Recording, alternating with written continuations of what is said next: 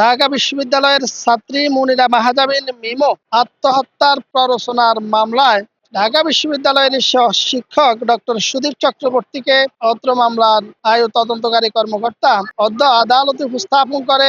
3 দিনের রিমান্ড প্রার্থনা করেন। অদ্য সিএমএম কোর্টের 14 নম্বর আদালত জনাব মোহাম্মদ মঞ্জুরুল ইসলাম স্যারের আদালতে বাড্ডা থানার ঢাকা বিশ্ববিদ্যালয়ের ছাত্রী মুনিরা মাহজাবিন মিমো আত্মহত্যার প্ররোচনার মামলায় ঢাকা বিশ্ববিদ্যালয়ের শিক্ষক ডক্টর সুদীপ চক্রবর্তীকে অত্র মামলার আয়ু তদন্তকারী কর্মকর্তা অদ্য আদালতে উপস্থাপন করে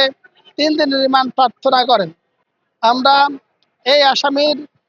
রিমান্ডের সপক্ষে আমাদের যুক্তি উপস্থাপন করে বলি যে এই আসামির সাথে আজকের যে ভিকটিম মনিরা মাহজাবিন মিমো, তার সাথে একটা পার্সোনাল রিলেশন ছিল এবং তিনি যেদিন সুইসাইড করেছেন সেই দিন রাত 1টায় হোয়াটসঅ্যাপের ভিডিও কলে এই আজকের আসামির সাথে ভিকটিমের কথোপকথনের বিষয়টি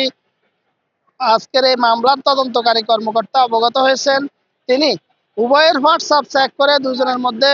কথোপকথন দেখেছেন, অনেকগুলা মেসেজ ডিলিট করা হয়েছে। এই মামলার সত্য উদ্ঘাটনের জন্য, এই মামলার প্রকৃত রহস্য উদ্ঘাটনের জন্য এবং ন্যায় বিচার নিশ্চিত করার জন্য মামলার তদন্তকারী কর্মকর্তাকে এই আসামিকে 3 দিনের রিমান্ড প্রার্থনা আমরা বিজ্ঞ আদালতে করি। আসামি পক্ষ এই আসামির যাতে রিমান্ড প্রার্থনা মঞ্জুর না করা হয়, যদি দেওয়াও হয় একান্ত জেল গেটে 3 দিন দেওয়ার প্রার্থনা করলে বিজ্ঞ আদালতে আমরা বলি যে বিজ্ঞ আদালত তারা যেহেতু 3 দিন রিমান্ডে চেয়েছেন, জেল গেটে না দিয়ে যদি আসামিকে এই আয়ুর হেফাজতে দেওয়া হয়, অর্থাৎ তদন্তকারী কর্মকর্তার হেফাজতে দিলে প্রকৃত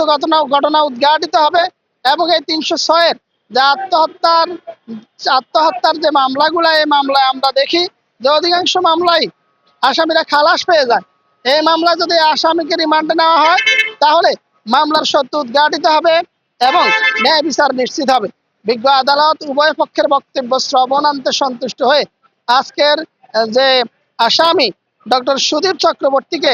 3 দিনের রিমান্ড প্রার্থনা মঞ্জুর করেন।